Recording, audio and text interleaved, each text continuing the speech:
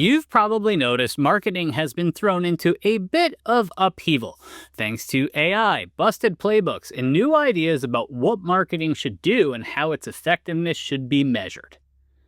We all rely on things that we've learned from the past, but leading a marketing organization in today's great, big, messy, real world requires mindset shifts and potentially different organization structures.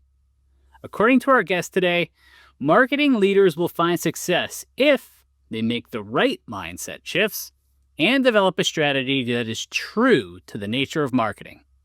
I'm also going to tackle a question that I've been dying to ask.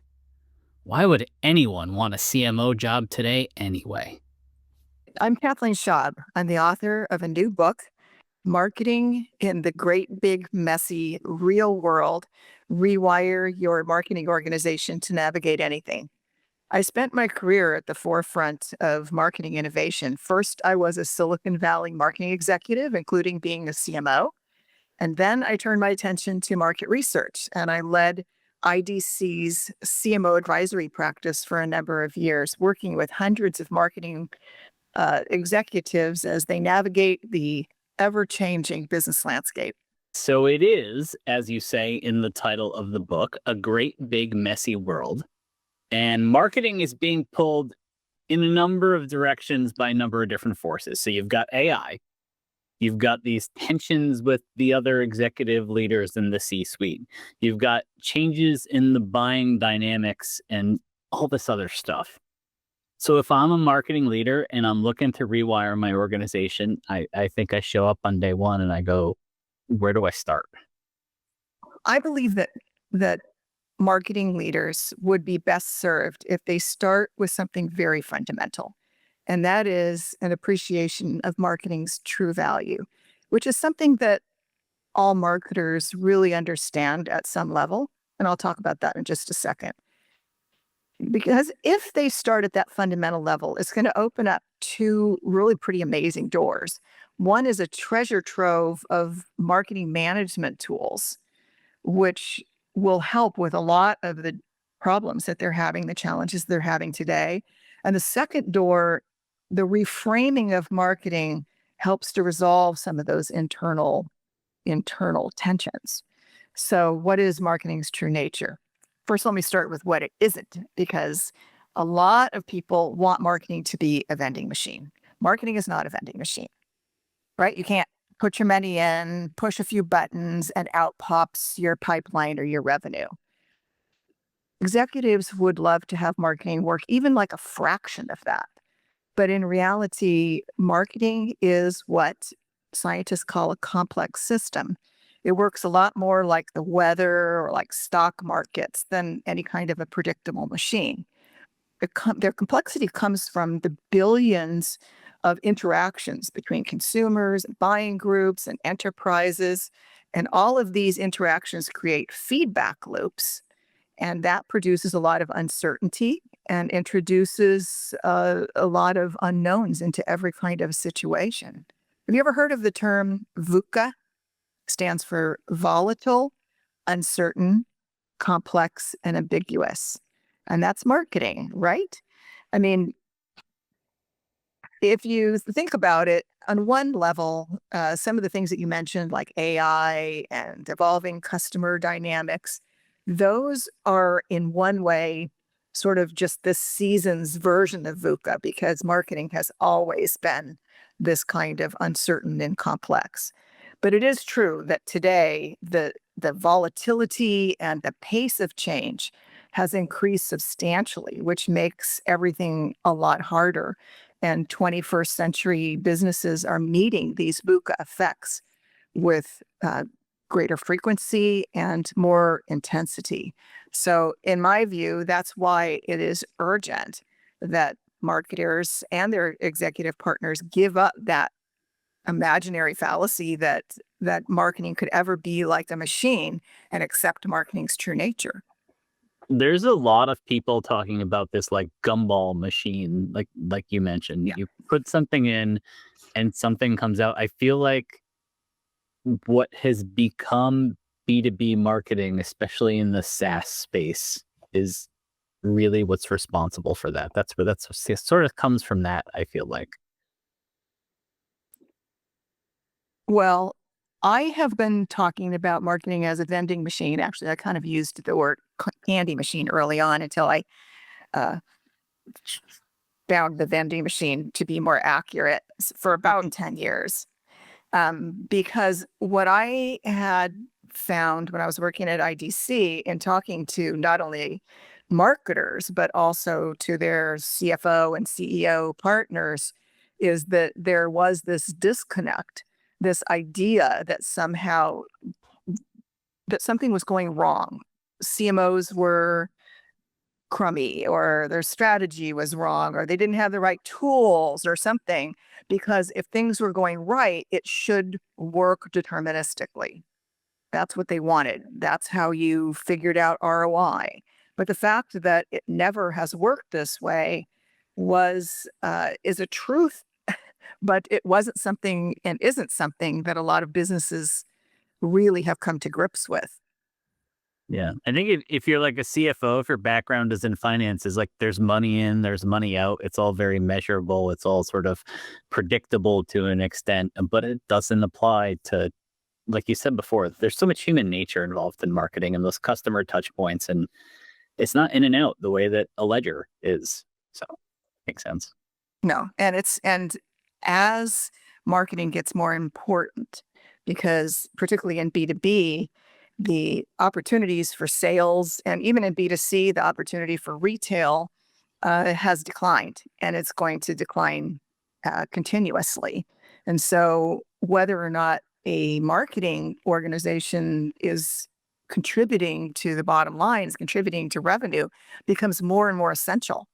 So you have this dichotomy. Uh, you have the messiness, if you will, of the customer journey and marketplaces, which has again a scientific name, complex systems, and then you have this desire and need for determinism from the business community, and that clash causes a lot of those frustrations. So I wrote the book to try to add some sanity to this discussion. Sadly, marketing will never be a vending machine. But the good news is, and the encouraging news is that as I went out and started investigating this, not only my own experience, but looking into the environments of, healthcare and the military and gaming and software development, all these other turbulent environments, I found that there were quite a few uh, things that CMOs could adopt today. And one of the things I think will happen is as they read this book, I think a lot of marketing leaders are going to go, wait a second, I know this. At least that was my experience. It's kind of like, oh, that's why data and analytics should be shared. Oh, that's why branding is so essential. Oh, that's why marketing mix modeling works so well. A lot of the things that we know uh, by reframing them and putting in this complex system framework, if you will, all of a sudden they make sense. So I'm very encouraged, actually. It's going to be a little hard, but there's a way forward. It's Yeah. it's like you're not beating your head against the wall constantly. Right. So in the book, you talk about 4 essential mindset shifts. Can you take a minute and explain those to us? Yeah. So once you accept the fact that marketing is a complex system, then it becomes obvious that you need to think about some of the marketing strategic management tasks a little bit differently. I found a great analogy in Buddhism, actually. And if you think about, just picture this, an oxen uh, that's pulling a cart. Okay, so the cart is where the deliverables are. So call that your outcomes. The oxen then are the views and intentions, the mindsets, if you will. And then the cart wheels are our actions and behaviors. So our actions and behaviors are what deliver the outcomes. But the cart wheels can't go anywhere that the oxen doesn't pull it. So if you are using an analogy, if you're using a mental model from an older machine-oriented tradition, you're going to keep pulling your outcomes in the same direction. So if you want a different outcome, you've got to change the mindset first. Does that make sense? Sure. That, Yeah. yeah. So the four areas that I believe and I found will make the most difference in this are budget and resources, how you think about that, how you think about planning and measurement, how you think about decision making, and then finally, how you think about people. So we're going to think differently about each of these and make a shift from the traditional world into this more thinking about complexity, or what I call complexity wise world. So the first one, budget, you want to think like an investor. And this is away from that accounting view that we were talking about earlier, Hmm. into thinking more like a stock market investor or a venture capitalist. And that is away from thinking about the funds of marketing as being spent and thus revenue taking, and into a generative view, an investment view where it's revenue making. So you're risking your funds for future upside. And that is much more accurate to the way that marketing works. Marketing delivers most of its value in the future. And there's a lot about that in the book about why that's true. The And how second far in the one, future? oh, yeah, go ahead. I'm sorry. How far in the future depends on what you're selling, right? Yes. And yes, there is some truth to that. Some things obviously are, instantaneous sales. I mean, the reason why they put the candy at the check checkpoint or whatever, or movies or something like that. But if you are selling something that is like a long sales cycle, then that can reach from years in the Yeah. past. That's like Not that, the long-term investments when you to go back to your stock market analogy, right? There are certain things that you may be interested in flipping rather quickly, but then there are the ones where I'm gonna put this in this stock or this fund, and I'm gonna forget about it until whenever. yeah, it's a balance. It's not. It's not an either or. Right. It's a well-rounded portfolio, I guess. Just Yes. It's a yes and in fact that whole improv kind of thing, it's a little bit of both. We're not throwing away the past completely, but we're kind of cherry picking what we want from what we're currently doing, applying those things. But then we're also moving in some new ideas that we can get from other areas of the world where there are turbulent environments. And what I have done is kind of translated those from marketing. So let me go on with the other one. So planning and measurement, that's the second mindset shift. And here the direction is to think like a navigator. So marketers are going to continue to do lots of planning and lots of measurement. But instead of creating a static plan once a year or so, and then measuring KPIs against that static plan, what you want to do is think about the fact that you have a constantly changing environment. And so we're going to take clues from pilots and sailors or even driving.